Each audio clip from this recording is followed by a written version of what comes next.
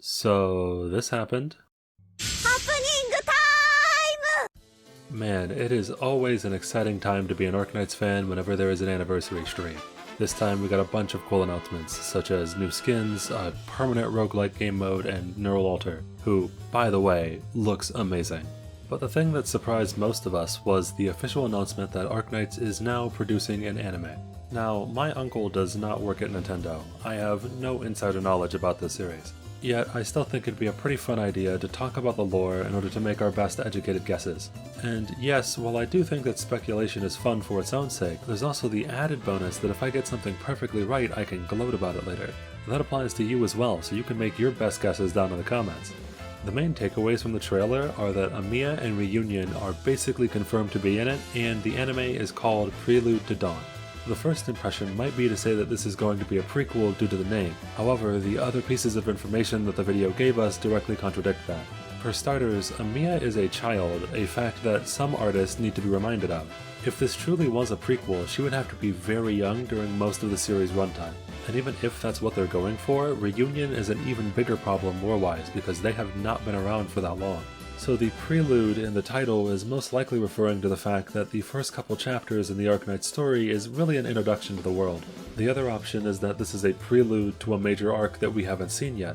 For those not keeping up with the story at all, Chapter 8 has just concluded a pretty major arc throughout Arknights. So it's very unlikely, but still technically possible, that the anime is a prelude to a new major arc that we haven't seen yet in chapters 9 or 10 or whenever this comes out. If the most likely scenario does happen, and the anime is just covering chapters 0 through around 3, then oh god help them. Those chapters are pretty rough in terms of actually good story with a lot of exposition and pacing issues. But hey, I mean, if they actually pull it off, it will be a major win, because then I can finally tell people to just skip the first couple of stories and watch the anime. Regardless of whether the series is set in the present or the future, I know for certain it's going to have one major issue that it can't escape, and that's you. You, yes you, are probably giving a writer at Hyperglyph somewhere a major headache right now. And by that, I mean the player character of the Doctor is a puzzling issue.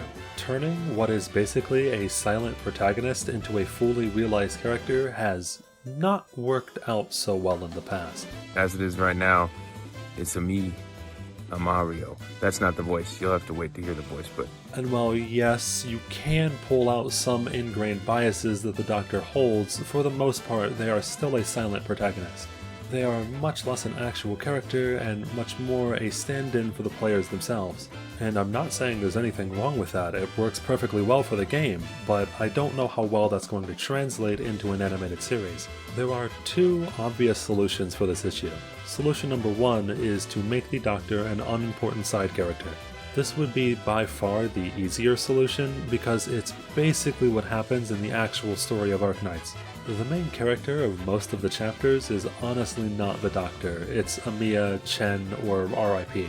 This would be a little awkward to adapt into a series, like imagine a scene where something epic or tragic is happening and the Doctor is just standing there in the corner with no voice and no expression, but it would probably work well enough. However, this does not seem to be the path that Hyperglyph is going down. They want to do it the hard way.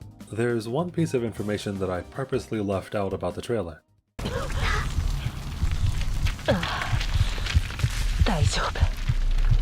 So we know not only does the Doctor have a voice, but she's a waifu.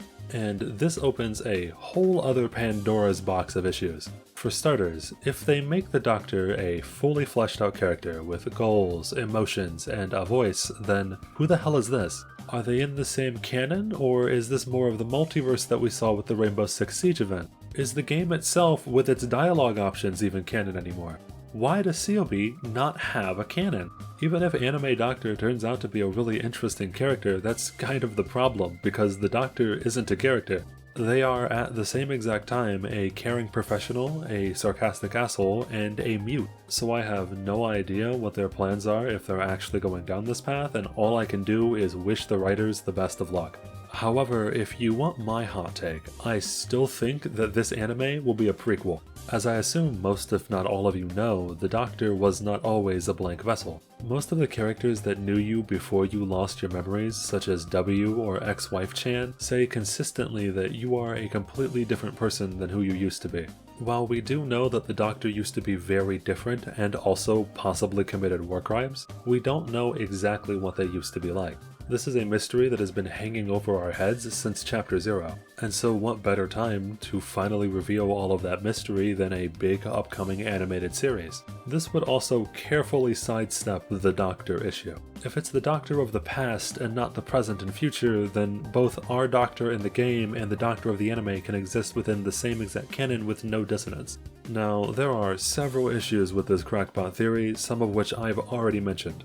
A Mia with the same voice actor, and especially Reunion, won't work in a setting that's set too far in the past.